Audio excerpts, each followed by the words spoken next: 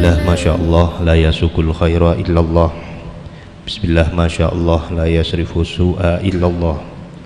Bismillah, Masya Allah, ma kana fi ni'matin fa minallah. Bismillah, Masya Allah, la hawla wa la quwata illa billah. Allahumma salli wa tankasifu bihas sutur wa ala alihi wa sahbihi antal alimul hakim. Qala rabbi syrah li Nabi Muhammadin sallallahu alaihi wasallam nabiyan wa rasula, amma ba'du. Qala al-imam Abdullah bin Alawi al-Haddad fi kitabihi Risalatil Mu'awanah rahimahullahu ta'ala wa nafa'ana bihi wa bi'ulumihi fid dharaini amin.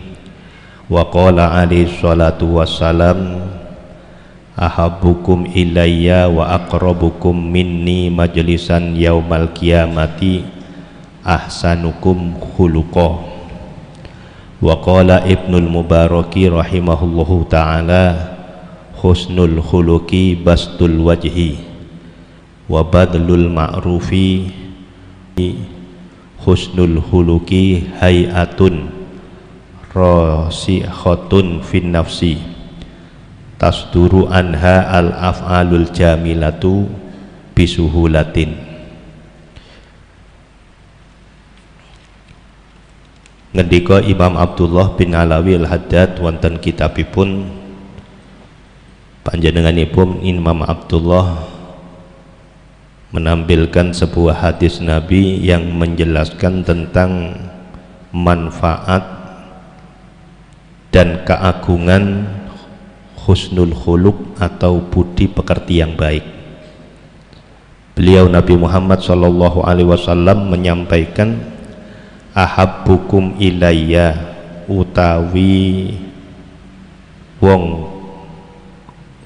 paling demene sira kabeh ilayya maring ingsun, wa aqrabukum minni lan paling cedheke sira kabeh minni saking ingsun majlisan panggonane yaumal qiyamah iku paling baguse sira kabeh khuluqon budi pekertine. Wa qala Ibnul Mubarak lan dawuh sapa Imam Ibnul Mubarak, husnul khuluqi utawi baguse budi pekerti wajahe wa badlul ma'rufi nanggung nyangga piloro.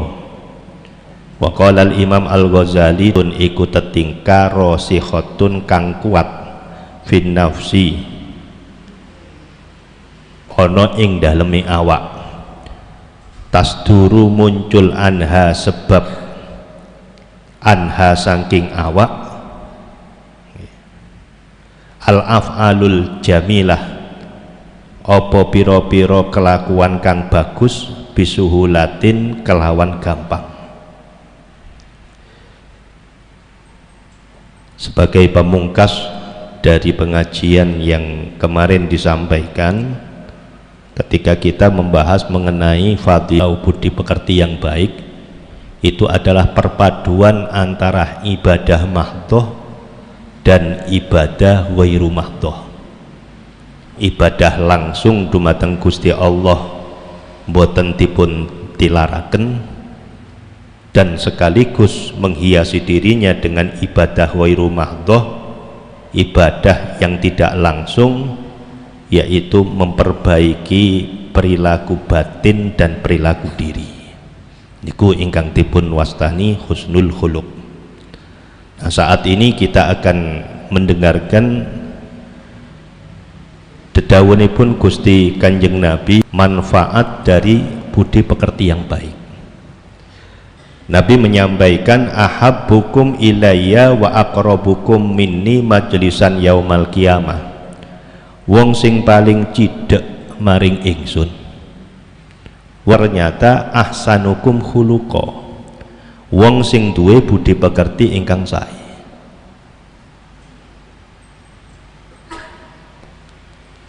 Jadi ini merupakan ilmu baru bagi kula kalan panjenengan, yang mungkin kemarin kita punya anggapan bahwa untuk mendapatkan pahala yang besar dipikir lek wis salat sunai akeh, poso sunai kathah, mesti cedhak karo pahaman dumateng kula njenengan bahwa Kanjeng Nabi bakal celak. Nabi itu akan dekat dengan orang-orang yang memiliki husnul khuluq, duwe budi pekerti sing sae, akhlake apik, nang sak padha-padha ora nyakiti, nang sak padha-padha nyenengno, baik itu dari sisi ucapannya, baik itu dari sisi perilakunya, atau mungkin dari sisi batinnya. Atine bersih, orang duwe unek-unek, orang duwe dendam kesumat yang diletakkan dalam hati, bersih atine, dianggap kabeh wong Islam api. Jadi itu kan jarang. Itulah inti daripada husnul khuluq. Sebab lek kula jenengan saged noto ati, niku noto perasaan saged gampang. Kila kula kaliyan panjenengan saged noto ati, kelakuan iso ditata, wajah bisa ditata, ucapan bisa ditata, sing penting atine dhisik ditata. Jadi paling penting niku noto ati rumiyin. Daya napa cara noto ati?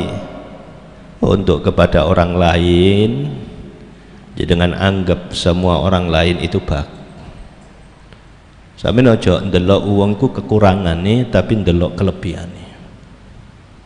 Dan kita akui kelebihan mereka. Jangan merasa tersaingi karena mereka lebih dari kita. Justru mereka lebih baik dari kita, kula jenengan nyanggong di bawahnya itu jauh lebih bagus daripada kita merasa lebih baik dari mereka.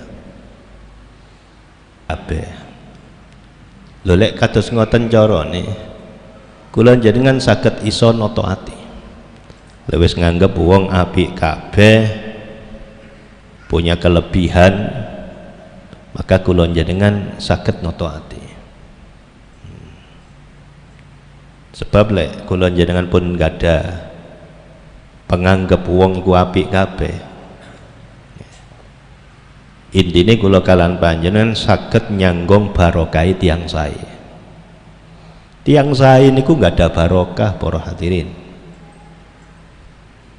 Dados orang baik niku duwe yoni di hadapan Allah. Ketika mereka diletak ke Allah, yarfa'illahu allazina amanu, Allah mengangkat derajat orang yang beriman. Jadi lek sak podo-podo kula jenengan agamane Islam dulur sak agama podo Islami niku hakikatnya punya kelebihan. Napa kelebihane? Dikai iman karo Gusti Allah. Uang sing dikai iman karo Gusti Allah itu kelebihan sampun. Daripada uang sing gak dikai iman babar pisan. Itu sebabnya kula kalan panjenengan terhadap sesama orang muslim itu dianjurkan fa aslihu bainahum. Innamal mu'minuna ikhwatun. Pastinya orang wong podo Islami sak agama Islam iku sak dulur. Fa aslihu, maka perbaiki di antara kalian. Ojo duwe perasaan sing macem-macem.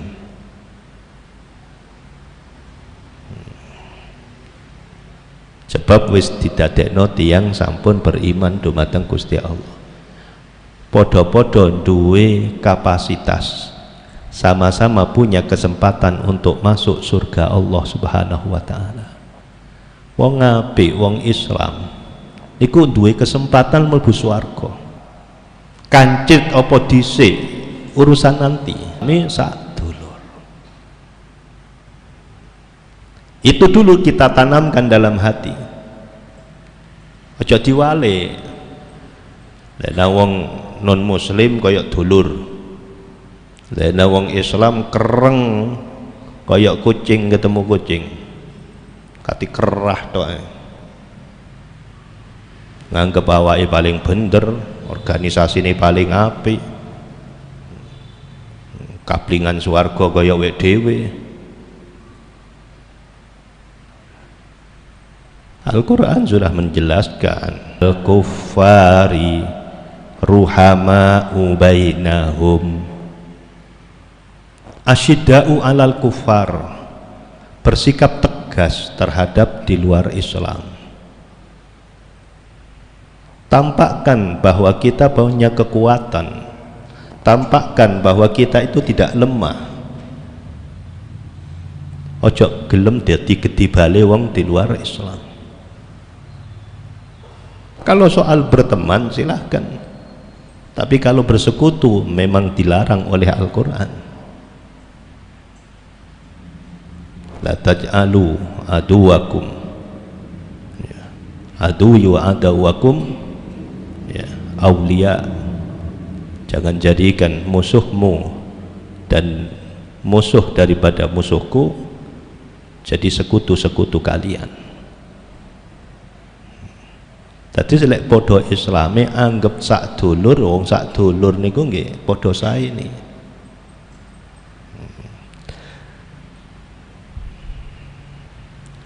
Tiang soleh niku nggak ada barokah. Orang soleh itu punya yoni, punya kelebihan. Kanjeng Nabi dawuh, innallaha la yadfa'u bil muslimi sholih an mi'ati ahli jironihimul bala. Kata Kanjeng Nabi, satu orang baik, tiang ahli ibadah setunggal di kampung kita, satu sanes sekali, bukan tiga tapi satu. Wongi istiqomah ibadahi, tebih tutuk kelakuan dosa, ahli kebajikan, ahlul ma'ruf, itu bisa memberikan syafaat terhadap 100 orang yang ada di sekitar. Rezeki lancar. Lah kula kalian sampean urusane digampangno karo Gusti Allah. Duwe dosa titik mbek Gusti Allah ora patek dihitung. Iku duk polane kemandian dungane sampean, Pak. Jangan nganggap lek sampean ku mandi dungane. Ada orang di belakang jenengan yang mensyafaati Anda. Siapa itu? Bisa jadi orang soleh yang hidup di tengah-tengah jenengan tapi jenengan boten kerasa.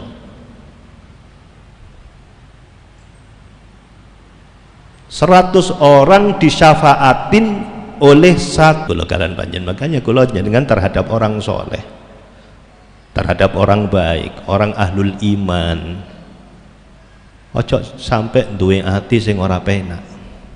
Kita untuk mencintai mereka, apapun profesinya, ojo ndelok bagaimana latar belakang kehidupannya, jangan melihat pangkat dan jabatannya, tapi lihatlah kesolehannya. Uhibbus solihina walastu minhum. Imam Syafi'i mengatakan, aku berusaha untuk mencintai orang-orang soleh. Saya usahakan hatiku terpaut dengan orang-orang baik. Ojo diwale. Nang soleh gak seneng, nang wong ahli kemungkaran seneng. Terhadap orang soleh mungsuhi, terhadap orang yang tidak soleh dia gandrung. Cukup membahayakan anggapan-anggapan yang seperti ini. Uhibbus solihina walastu minhum. Aku mencintai orang soleh meskipun aku belum soleh-soleh benar, kata Imam Syafi'i. Imam Syafi'i dengan tawaduknya beliau mengatakan, aku gurung patek soleh, aku gurung patek bener, tapi aku berupaya untuk mencintai orang-orang soleh. Kenapa? La'alli an anala bihi musyafa'ah. Dengan mencintai orang soleh, dengan mencintai orang-orang yang takut kepada Allah, dengan mencintai orang-orang yang ahli takwa, pasti aku akan mendapatkan keberkahannya. Allahumma shalli ala Muhammad. yangi disuguh wedang dipun paringi unjukan sampean entekno ojo dikarekno entekno tirose Kanjeng Nabi ta'amul mukminin ta'amus sholihin syifa makanan orang soleh makanan orang-orang yang ahli takwa kepada Allah ketika disuguhkan kepada panjenengan itu adalah obat Pak tenggeriane tidak putus dengan sholawat di dalam rumahnya tidak putus dengan zikir di dalam rumahnya tidak putus daripada pembacaan Al-Quran di dalam rumahnya tidak putus daripada pengajian mengingat Allah mestine kali Gusti Allah apa yang ada di dalamnya diparingi barokah kali Gusti Allah sampeyan telasaken ora usah isin pokoknya gelasnya gak usah digomuli ngoten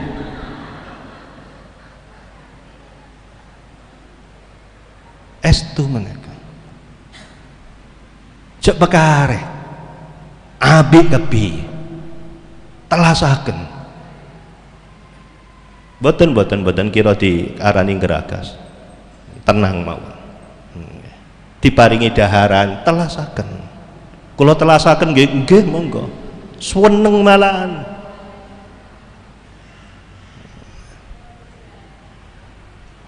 Imam Syafi'i Imam Syafi'i menika santrinya Imam Malik bin Anas punya santri namanya Imam Ahmad ibnu Hambal. Imam Ahmad ibnu Hambal menika terkenal lurus saklek kalau sudah memiliki sebuah fatwa piyambakipun laksanakan meskipun harus dirinya hancur. Itu Imam Ahmad ibnu Hambal. Imam Syafi'i sangat menghormati kepada Imam ibnu Hambal karena kedisiplinan dan keistiqomahannya membela agamanya Gusti Allah. Nah, suatu ketika Imam Ahmad menika dipun rawuh dening Imam Asy-Syafi'i. Imam Syafi'i datang ke rumahnya Imam Ahmad. Ditataaken daharan. Ternyata ditelasaken daharan. Tedan ingkang wonten niku wau ditelasaken kali Imam Syafi'i. Boten semerap le Imam Syafi'i niku ternyata diintip kalian putrinipun Imam Ahmad. Tepak nedo mulai tutuk ngajeng sampai telas niku diintip. Lho lek dahar kok ngene. Iki jare orang ulama. Tapi lek mangan kok oke.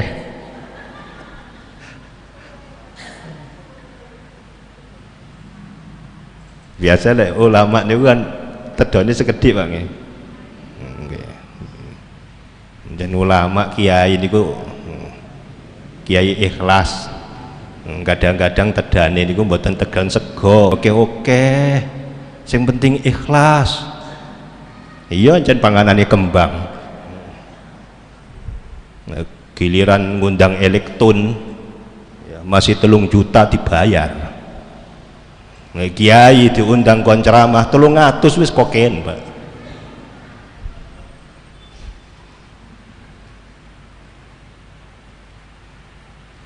Oke mangan kiai. Bagi gak keliru ta milik guru. Setiap kali selesai sholat abah itu selalu mengatakan Allah maufirli wali Imam Muhammad ibni Idris. Allah maufirli wali Syaihi ibnu Idris. Protes nang abah. Ngomong nang abah. Bah. Apa nduk? Kula ningali Imam Syafi'i gurune sampean iku lek nedo kok kathah yang tasawuf niku mboten ngoten Yang tasawuf niku nedoni kedhi. Dan iki tedane kok kathah. Wah aku gak iso jawab, Nduk. Aku gak iso jawab, wis ayo ditakokno. Dikonfirmasi langsung terhadap beliau. Guru, ternyata nduk niki gak ada perasaan ngeten iki ngapunten saestu. Kok gak ada perasaan tirose jenengan lek dahar kathah. Dijawab kali Imam Syafi'i, nduk. Ya. Aku mangan oke iki cuma no omahe abai sampean tok. Saya makan banyak ini karena aku ada di rumahnya Ahmad, yang saya tahu bahwa Ahmad ini orang yang paling istiqomah di jalan Allah. Wong sing paling wedi nang Gusti Allah. Wong sing akeh zikire. Wong sing gak wedi terhadap apapun demi menegakkan kebenaran. Maka aku makan apa yang ada di sini, tak niat no ngalap barokah, muga-muga penyakitku ilang kabeh. Allahumma sholli ala Muhammad. Ngoten berarti. Dados lek sampean cukup barokah wong api, itu memang sudah ada dalilnya. Ora usah wedi, ora usah isin, ora usah sungkan. Agar kadang-kadang jenengnya tidak lepas daripada zikir kepada Allah, orang soleh, kepada guru-guru. Ya. Kenapa? Guru kita campur dengan kuman, tidak ada. Kalau memang ludah itu penuh dengan kuman dan itu datang dari orang ahli zikir, Kanjeng Nabi tidak akan melakukan itu. Para sahabat tidak melakukan itu. Hadirin, Kanjeng Nabi lek wudhunya tidak jatuh ke tanah. Kenapa? Direbut oleh para sahabat. Kadu ayak tatilu, mereka berebut untuk mengambil barokah daripada apa yang tertetes daripada tempat wudhunya Kanjeng Nabi. Lek sampai wonten sahabat sing gak keduman, ada sahabat gak keduman tuyo wudhuke Kanjeng Nabi. Niku koncone sing duwe tuya wudu niku endi ana banyune nak tanganmu, dijokok ngeten Pak. Dipundhut. Diketen. Coba. Ini adalah dalil bahwa kita dianjurkan untuk bertabarruk dengan orang-orang soleh. Ojo isin, ojo sungkan. Mereka punya kelebihan yang kita tidak punya. Yang kita tidak punya. Dan yang seperti itu lebih baik daripada kita melakukan ibadah sendiri. Ini cerita kami dapatkan dari Habib Segaf bin Hasan Baharun. Ya, beliau adalah pimpinan pondok pesantren Dalwa Putri Bangil Raji. Beliau menyampaikan begini, ada seorang wali min auliyaillah, ya, ada seorang wali min auliyaillah bermimpi ketemu baginda Rasul Muhammad sallallahu alaihi wasallam. Nah, lihat yang wali ku petak pedu mimpi niku Kanjeng Nabi. Lah sampean mimpi napa? Mimpi tulisan TikTok. Anjen bendina sing didelok TikTok ya. Ketika mimpi nanti kalau kalian sampean. Lah uang sing bendina sing dipikirna Rasulullah, yang dipikirkan adalah sholat, mimpi ini gak adu-adu tutuk iku. Lah ini ada seorang wali bermimpi ketemu Rasulullah. Nah ketika ketemu Rasulullah dia bilang, ya Rasulullah, saya ingin sebuah hadis, ya, sebuah hadis langsung dari panjenengan, tidak ada pelantara. Saya ingin punya hadis langsung, tidak an tapi langsung dari panjenengan. Maka Rasulullah bilang seperti ini ya. Baik, ada 3 perkara yang sangat baik di dunia ini. Yang pertama, ketika mulut seseorang itu berbau kopi. Ketika mulut seseorang berbau kopi, maka selama bau kopi itu ada di mulutnya, dia akan diampuni dosanya oleh Allah Subhanahu wa taala. Wah, seneng wong sing duwe kafe-kafe lek ngene. Pol senenge. Tapi perlu diketahui kopi yang bagaimana, yang minum kopinya diniatkan untuk ibadah. Yang minum kopinya diniatkan untuk ibadah. Terus jenengan ngunjuk kopi karsane gak ngantuk sing wiritan ngoten lho, Pak. Untuk ngopi king krono kate nyekel HP sanes benten. Beten madel. Yang pertama, yang kedua, ketika orang pegang tasbih, aku nyekel tasbih apa enggak yang kok pas nerangno gak nyekel tasbih. Oh, alhamdulillah nyekel. Tirosipun selama orang itu pegang tasbih di kantongnya atau di tangannya ada tasbih, maka selama itu pula meskipun tidak digunakan dia diampuni, didoakan oleh malaikat, dijalukno sepuro dosane karo para malaikat. Sampeyan menit tuku tasbih. Sing sering dagang dangkulaan tasbih. Ojo dagang jajan ae balik-balik. Jajan tasbih. Karena tasbih ini begitu dipegang tok, Pak. Ora usah di gawe tasbihan, dipegang tok sampean wis didongakno, dijalukno sepuro mbek malaikat.